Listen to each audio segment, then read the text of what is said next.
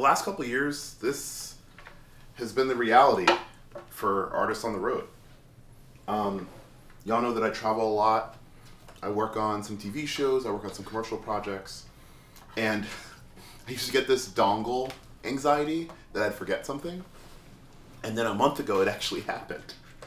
Right now, we have a hard drive and then an SSD to back up that hard drive. Have an SD card in, as well as a CF card, charger, and then I'm also charging my AirPods Pro Max. And then last month, I was working on a project, and I forgot my SD card reader. And this was a project for broadcast.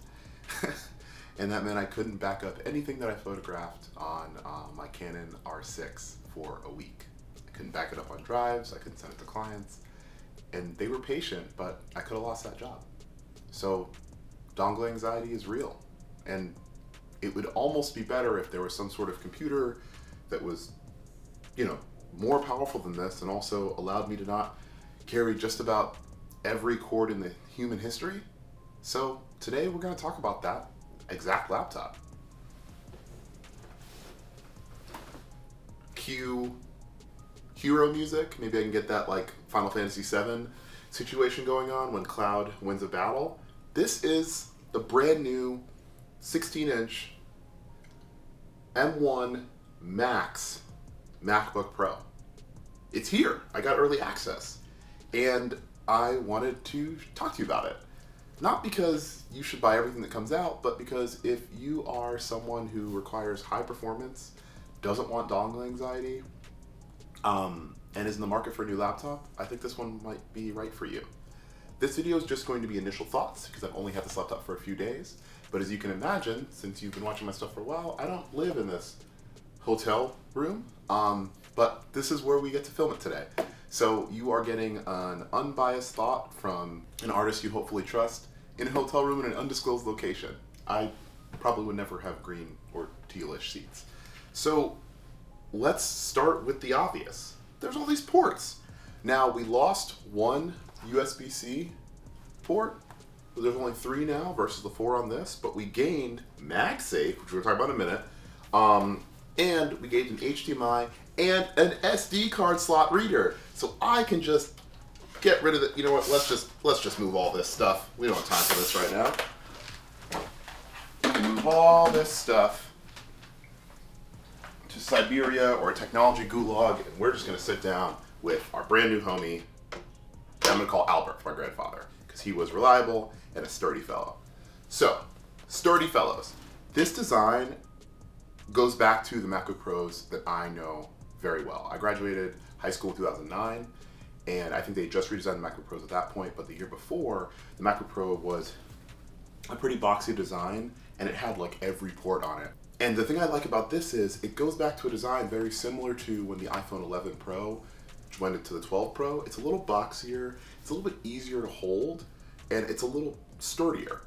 I think sometimes we get really excited about things being thinner and sleeker. This isn't much bigger than my dongle baby. Go ahead and get all this stuff out of it. But if you look at my dongle baby, see these guys close up. It's not really much wider than it, but it's just thick enough to bring back things like an HDMI port, which are great because sometimes you're on the road and you want to watch stuff on your hotel TV and not look at the hotel channel forever.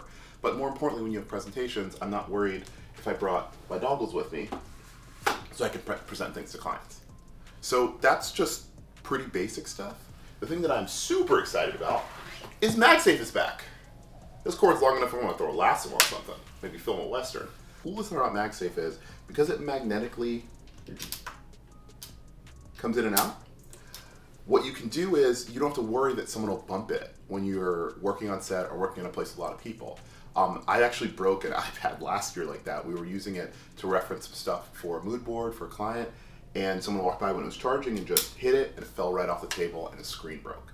So, if you're going to spend a lot of money on this, you want to not only know that it'll last, but you'll know that it's protected, and one tiny way to do that is with the homies at MagSafe. And honestly, that sounds like pretty fun. Oh, I lost it. Right? Cool. So those are like basic thoughts. I know that Apple said that you can get to 50 I believe 50% charge in 30 minutes, which is wild. I haven't tried that yet, but I am excited to check it out. I will be making a longer video as a full review closer to Black Friday, but for now, this is just my initial thoughts. So now that it's open, the things that I want to point out, QB roll, are the Touch ID is a little bit bigger. I have sweaty palms, so it actually really helps me because it can read a little bit more of my fingerprint. Speaking of sweaty palms, the new keyboard is designed really well. It seems to be inset a little deeper, and the keyboard is a little quieter. Other thing that I really like is the function keys have some updated things to them. You have search, you have spaces, and you have do not disturb ready to turn on and off. So we can kind of take the things from the 13 Pro being focus modes and just really continue to protect our mental health as we try to work, right? Now, this thing is cool. I know that like they're not supposed to be toys, but this definitely feels like a really, really fun toy. So they added the notch to this, the notch being the thing that you have on top of your iPhone for the last couple years. They've added it here, but I actually think it's even better on a design on the MacBook Pro than it is on the iPhone because it just moves the menu bar up and it gives you more screen. And for pros out there, for folks like me that are editing videos like this, that are designing Photoshop layouts like equity through editing or just editing photos, that little bit of pixel length helps you not have to zoom as much. And really this is like a bunch of incremental changes and then some really, really big ones. And so for me, that little incremental change is pretty dope.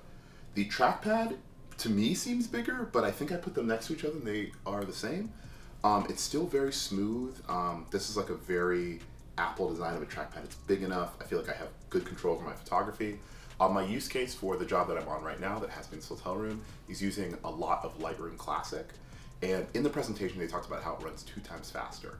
And I believe that's for 2 reasons. I don't understand computers the most, but I promise I will do more research so I can tell you more. But my understanding is because the SSD is so much faster and because this chip has, I think, 64 gigabytes of unified memory, it allows it to boot up the catalog very quickly and to move through previews so much faster, right? As you're deciding whether now or in the future between the M1 Pro, the M1 Pro Max, really you're asking yourself a question, unless you're a heavy video editor or someone who does VFX, do I want to do something in maybe a second or do I want to do something in half a second? And that half a second, if you're going to do it all day, compounds, right? So on this job for the last 6-7 days, I've been in this hotel room. After filming all day, photographing all day, I'll come back and I'll dump what is turned into 12,237 photos. Now, if something takes half a second over 12,000 pieces of media, you better believe it's more valuable. There's some things that like I don't fully know. I know they added the speakers. I will say that I didn't charge it at all yesterday. Worked on it for a couple hours yesterday, and then I've been working on this all morning, and we're still at 80% battery power. Another thing to note is Apple's been talking a lot about not having any drop-offs in performance when you go from battery powered to plugged in, and I haven't noticed any drop-off. And lastly, it hasn't made any noise. For the audio editors out there, we're not taking any room tone. This thing, these fans, like it's just quiet. So the screen is amazing. When I got the XDR a couple years ago, I was blown away with the contrast, how true to color it was, and how dynamic it looked, even in any sort of light. I purposely was filming this with a window bringing a light this way, and there is no drop off, and I can still see the depth of color, which really matters to me as someone who is editing color. I talk about skin tones a lot, but also like I want my images to pop when they're supposed to pop and be flat when they're supposed to be flat, and to know that the screen continues to get better. There's a contrast ratio, there's some sort of pixel gamut magic that I haven't learned enough to explain to you now, but just first impressions, the screen looks awesome. It reminds me of my setup when I'm at home, and I think I've always been that person that's like, I want to sit down on my desktop, I want to do my real work, and I've constantly been corrected by the iPhone and by the MacBook Pro that your desktop isn't the only place you can get real work done. And as someone who edits a lot, it is really nice to have a screen that is not only true to color, but really, really dynamic. I had in mind when I first decided to make this video after I got early access that I wanted to see if I could just work a couple days back to back to back. And I did it for 2 days, about 3-4 hours for the last 2 days, and we're at 80%. So it might actually be amazing. We should never get so excited about the new thing that we forget what its goal is. The goal of technology is to assist us in our lives. For my life, as a photographer primarily, as a director, as someone who occasionally does personality review things, I need something that will last me a long time, will deliver the dynamic color that I capture out in the world right here on my screen, and something that can be prepared for whatever I need it to be. And right now, the best tool for that is this new MacBook Pro. So if you're considering it and this video helped you, let me know. If you have more questions, let me know. I will be making a second video in a couple weeks, closer to Black Friday. That's a more in-depth review, maybe it's 20 minutes or so. Has some other professionals that I work with talk about what they like about it. But, you know, just to review, this boxy design is fun. I really love it. It's really firm and sturdy. Oh, left it. MagSafe back, got the sweet braided cord, so it's less likely to break and rip. It just clicks in nice and easy. That sounds really gratifying too. We got HDMI ports, 3 Thunderbolt ports.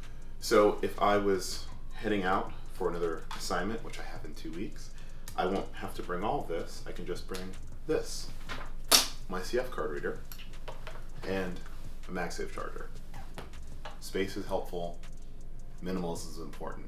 And I think Apple really nailed it here, making something that is beautiful, that is sturdy, and it gives me all of the access that I need for my daily life as a photographer. Thanks. See you next time.